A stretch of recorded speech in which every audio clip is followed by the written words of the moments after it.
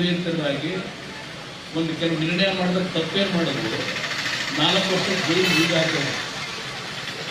ಸರಿ, ರಾಮನಗರದಲ್ಲಿ ಅಷ್ಟೇ ಅಲ್ಲ, ಇಡೀ ರಾಜ್ಯದ ಅಧಿಕಾರಿಗಳಿಗೆ ಹೇಳ್ತೇನೆ, ಈ ಸರ್ಕಾರದಲ್ಲಿ ಇರ್ತಕ್ಕಂಥ ಮಂತ್ರಿಗಳು ಶಾಸಕರು ನಿಮ್ಮ ಮೇಲೆ ಒತ್ತಡ ಹಾಕಿದ್ರು ಅಂತ ಹೇಳಿ ಕಾನೂನು ಬಾಹಿರವಾದಂಥ ರೀತಿಯಲ್ಲಿ ತೆಗೆದುಕೊಳ್ಳುವಂಥ ನಿರ್ಧಾರ ನನಗೆ ವಿಶ್ವಾಸ ಇದೆ. ಈಗೆಲ್ಲೋ ಮುಖ್ಯಮಂತ್ರಿಗಳು ನಿನ್ನೆ ನಾನು ಹಾಸನದಲ್ಲಿ ಭಾಷಣ ಮಾಡೋದ್ವಲ್ಲ, ಅದರ ಬಗ್ಗೆ ಮೈಸೂರಿನಲ್ಲಿ ರಿಯಾಕ್ಷನ್ ಕೊಟ್ಟರು.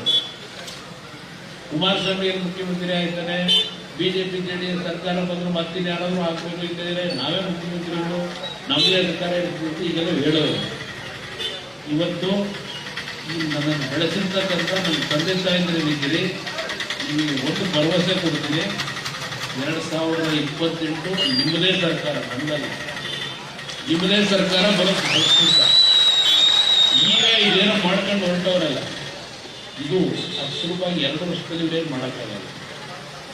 ಇದು ಇನ್ನೂ ನಡೀತದೆ, ಬಹಳ ಹೋರಾಟ ನಡೀತದೆ. ನಿಮ್ಮ 360 ಹೋರಾಟ ಇದೆಯಲ್ಲ, ಆ ಹೋರಾಟದ ನೋವಿದೆಯಲ್ಲ, ಅಷ್ಟು ಸುಲಭ ಇಲ್ಲ. ನೀವು ಮಾಡಿರೋ ಹೋರಾಟದ ನೋವು ಅಷ್ಟು ಸುಲಭವಾಗಿ ಇದನ್ನು ಮಾಡ್ಲಿಕ್ಕೆ ಆಗೋದಿಲ್ಲ. ಇವತ್ತು ದುಡ್ಡೆಲ್ಲಿದೆ, ಈ ಸರ್ಕಾರದಲ್ಲಿ ದುಡ್ಡಿಲ್ಲ, ದುಡ್ಡೆಲ್ಲಿದೆ ಅಂತಾರೆ ಇವರು. ನಿಮ್ಮ ಜಮೀನು ಇಟ್ಕೊಂಡು ಅದನ್ನು ದುಡ್ಡು ಸಂಪಾದನೆ ಮಾಡಕ್ಕೆ ಹೊರಟವ್ರು. ಈಗ ಇವ್ರು ಮಾಡಕ್ಕೆ ಹೊರಟಿದ್ರು. ಅವತ್ತು ನಾನು 2006ರಲ್ಲಿ ನೀವೆಲ್ಲ ಒಪ್ಪಿಗೆ ಕೊಟ್ಟಿದ್ರೆ 60,000 ಕೋಟಿ ಈ ಒಂದು ಡೆವಲಪ್ಮೆಂಟ್ಗೆ ನಾನು ಮಾಡಬೇಕು ಅಂತಕ್ಕಂಥ ಯೋಜನೆ ಸಿದ್ಧ ಮಾಡಿದ್ದು. ಶಿವಕುಮಾರ್ ಜೊತೆ ನಾನು ಚರ್ಚೆ ಮಾಡೋದು ಅನವಶ್ಯಕ. ಆ ವ್ಯಕ್ತಿಗೂ ನನಗೂ ಹೋಲಿಕೆ ನಾನು ಮಾಡ್ಕೊಳ್ಳೋಕೆ ಸಿದ್ಧ ಇಲ್ಲ. ನಾನು ಬಂದಿದ್ದೇ ಬೇರೆ, ನಮ್ಮ ಜೀವನವೇ ಬೇರೆ. ಅವ್ರ ಥರ ಕಲ್ಮಂಡೆ ಹೊಡೆದು ಕನಕಪುರ ಇದೆಲ್ಲ ಖಾಲಿ ಮಾಡಿ ಏನೇನು ಮಾಡ್ಕೊಂಡವ್ರೆ, ಅವ್ರ ಜೀವನ ನಾವು ಮಾಡಿದೀವ. ನನಗೆ ರಾಜಕಾರಣಕ್ಕೆ ಬರೋದಕ್ಕಿಂತ ಮುಂಚೆ ಸಂಪಾದನೆ ಮಾಡೋಕ್ಕೆ ಹೋಗಿ ಅದು ಹೊರತುಪಡಿಸಿ ನಾನು ಯಾವುದೇ ಮತ್ತೆ ಅಧಿಕಾರದಲ್ಲಿ ಏನಿದ್ರೆ ಇದ್ದಂಥ ಸಣ್ಣ ಅವಧಿ ಇರ್ಬೋದು, ಮನಸ್ಸು ಮಾಡಿದರೆ ಅವ್ರ ಅಪ್ಪನಂಗೆ ಮಾಡಿದ್ರೆ, ಅವ್ರ ಅಪ್ಪೇನೂ ಇರಲಿಲ್ಲ, ಅವ್ರ ಅಪ್ಪ ಜೊತೆನೂ ಆಳಿತಾ ಇದ್ದಾರೆ ಗಂಡ ಬೀಜ. ಅವ್ರ ಅಪ್ಪನ ಹೋಲಿಕೆ ಮಾಡ್ಕೊಳಕ್ ಹೋಗಲ್ಲ, ಏನು ಬೇಕಾದ್ರೂ ಮಾಡ್ಕೋಬೋದಾಗಿತ್ತು. 5ನೇ ಬಾರಿ ನಾನು ಸಾವಿನ ಹಂಚಿಗೆ ಹೋಗಿ ಹೊರಗೆ ಬಂದಿರೋದು. 5ನೇ ಬಾರಿ. ಇವತ್ತು ಮುಂದೆ ನಾನು ಇರೋಕ್ಕೆ ಸಾಧ್ಯ ಇರಲಿಲ್ಲ. ಇವತ್ತು ನಾನು ನಿಂತು ಮಾತಾಡ್ತಾ ಇದ್ರೆ ಹಲವಾರು ಹಿರಿಯರೇ ನಿಂತಿರಿ, ನನ್ನ ತಾಯಿದ್ರೆ ನಿಂತಿರಿ. ನಾನು ಆ 20 ತಿಂಗಳು ಮುಖ್ಯಮಂತ್ರಿ ಆಗಿದ್ದಾಗ ಕೈಲಾದ ಮಟ್ಟಿಗೆ ಏನು ಸಹಾಯ ಮಾಡಿದ್ದೇನೆ. ಅಂಗವಿಕಲರಿದ್ದಾರೆ, ವಿಕಲಚೇತನರು, ಅವರ ಒಂದು ಆರೈಕೆಯನ್ನು ಇವತ್ತು ಉಳ್ಕೊಂಡಿದ್ದೀನಿ. ದೇವರ ಅನುಗ್ರಹ ನೋಡಿದ್ದೀನಿ. ನನಗೆ ನಾಟಕವಾಗಿ ನಿಮ್ಮ ಮುಂದೆ ಇನ್ನೇನು ಹೇಳ್ತೀನಿ. ಇವತ್ತು ನಾನು ಇವತ್ತು ನಿಮ್ಮ ಮುಂದೆ ಮಾತಾಡ್ತಾ ಇದ್ರೆ ಯಾವುದೋ ನನ್ನಿಂದ ದೇವರು ಒಳ್ಳೆ ಕೆಲಸ ಮಾಡ್ಲಿಕ್ಕೆ ನನ್ನ ಆಯುಷ್ಯನ ಉಳಿಸೋದನ್ನೇ, ಇದು ನಾನು ಅನ್ಕೊಂಡಿದ್ದೀನಿ. ಒಂದು ನೀವು ಭರವಸೆ ಕೊಡ್ತೀನಿ, ನಿಮ್ಮ 1 ಇಂಚು ಭೂಮಿನ ಈ ಸರ್ಕಾರ ತಗೊಳ್ಳೋಕೆ ಸಾಧ್ಯ ಆಗದ ಹಾಗೆ ನಿಮ್ಮ ಜೊತೆಲಿಲ್ಲ ನನ್ನ ಜವಾಬ್ದಾರಿ. ನನ್ನ ಮೇಲೆ ಯಾವ ಅನುಮಾನ ಇಟ್ಕೋಬೇಡಿ. ನಾನು ಜನಗಳ ಅಭಿಪ್ರಾಯಕ್ಕೆ ತಲೆಬಾಗಿ ಕೆಲಸ ಮಾಡೋದು. ನನಗೆ ಬೇಕಾಗಿರೋದು ಜನಗಳ ಪ್ರೀತಿ. ನಾನು ಈ ಭೂಮಿಗೆ ಹೋಗಬೇಕಾದ್ರೆ ಅಯ್ಯೋ ಇಂಥವ್ರೊಬ್ಬ ನಮ್ಮನ್ನು ಬಿಟ್ಟು ಹೋದ್ನಲ್ಲಪ್ಪ ಅಂತ ಹೇಳಿ ನೀವೆರಡು ಕಣ್ಣಿಂದ ನೀರನ್ನ ಹೊರಗಡೆ ತರ್ತಿರಲ್ಲ, ಅದು ನನ್ನ ಆಸ್ತಿ. ಪಾಪ ಅವ್ರು ಯಾರೋ ಅವ್ರು ತಮ್ಮ ಹೇಳೋರು ನಿಮ್ಮನ್ನೇ ಕುಮಾರಸ್ವಾಮಿ ಬರ್ತಾರೆ ಡೆಲ್ಲಿಯಿಂದ ಮಾತಾಡೋದೇ ಚಪಲ ಅಂತ ಹೇಳಿ. ನಾನು ಚಪಲ ಆದೇನೆ. ಜನಗಳಿಗೆ ತೊಂದರೆ ಆದಾಗ ಅವ್ರ ಪರವಾಗಿ ಧ್ವನಿಯನ್ನು ಮಾತಾಡೋದೇ ನಾನು ಚಪಲ. ಅವ್ರ ಚಪಲ ಏನು, ಲೂಟಿ ಹೊಡೆಯೋದು ಅವ್ರ ಚಪಲ.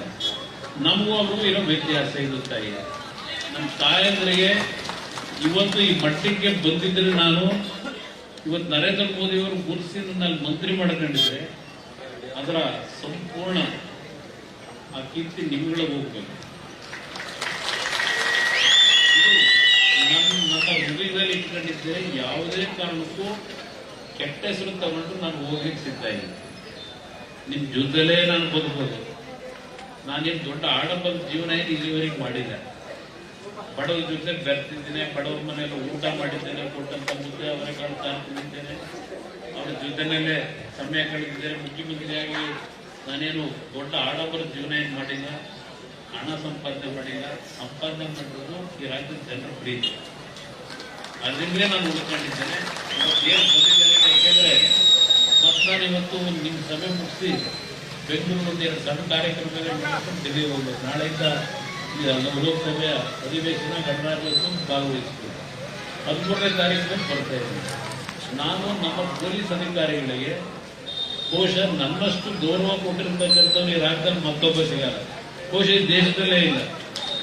ನಮ್ಮ ಅಧಿಕಾರಿ ಹೇಳ್ತೀನಿ, ಯಾವುದೋ ಒಂದು ಹೆಸರಿಗೆ ಏನು ಹೇಳ್ತಾ ಇದ್ರು, ನಾನು ಆ ವ್ಯಕ್ತಿ ಹೆಸರನ್ನ ಹೇಳಲಿಕ್ಕೆ ಹೋಗೋದಿಲ್ಲ, ಇದೇನು ಬಿಡಿದಿ ಸ್ಟೋರಿನ. ನಾನು ಒಂದು ಮಾತು ಹೇಳ್ತೇನೆ, ಯಾರಿಗೂ ಅಧಿಕಾರ ಶಾಶ್ವತ ಇಲ್ಲ. ನಾನು ಈ ರಾಮನಗರದ ನನ್ನ ಜನ ಓಟ್ ಹಾಕಿದಾಗ ಮೊದಲನೇ ಸಭೆಯಲ್ಲಿ ನಮ್ಮ ಅಧಿಕಾರಿಗಳಿಗೆ ಹೇಳಿದ್ದು, ಇಲ್ಲಿವರೆಗೆ ನೀವು ಆಡಳಿತ ಯಾವ ರೀತಿ ನಡೆಸಿದ್ದೀರಿ ನನಗೆ ಸಂಬಂಧ ಇಲ್ಲ. ಯಾವುದೇ ಕಾರಣಕ್ಕೂ ಅವರು ಕಾಂಗ್ರೆಸ್ ಇರಲಿ, ಬಿಜೆಪಿ ಇರಲಿ, ದಳ ಇರಲಿ, ಅವರ ಮೇಲೆ ಪೊಲೀಸ್ ಕೇಸ್ ಹಾಕೋದು, ಅವರ ಕೋರ್ಟ್ ಕಲಿಸೋದು ನಾನಿರೋವರೆಗೂ ಅದು ನಡೀಬಾರದು. ಯಾವ ಕುಟುಂಬಗಳು ಕೋರ್ಟ್ ಕಟ್ಟೆ ಹೋಗಬಾರದು ಅಂತ ಹೇಳಿ ಮೊದಲನೇ ಆದೇಶ ಕೊಟ್ಟವ್ರು ನನಗೆ.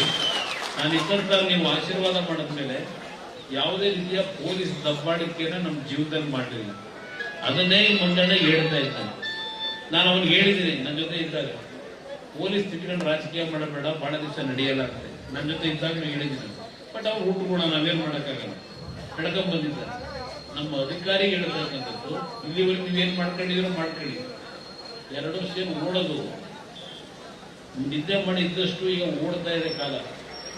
ಕಾಲ ನಮಗೆ ಕಾಯಲ್ಲ, ನಾವು ಕಾಲ ಈಗ ಕಾಯಬೇಕಾದಂತ ಪರಿಸ್ಥಿತಿ ಇದ್ದೇವೆ.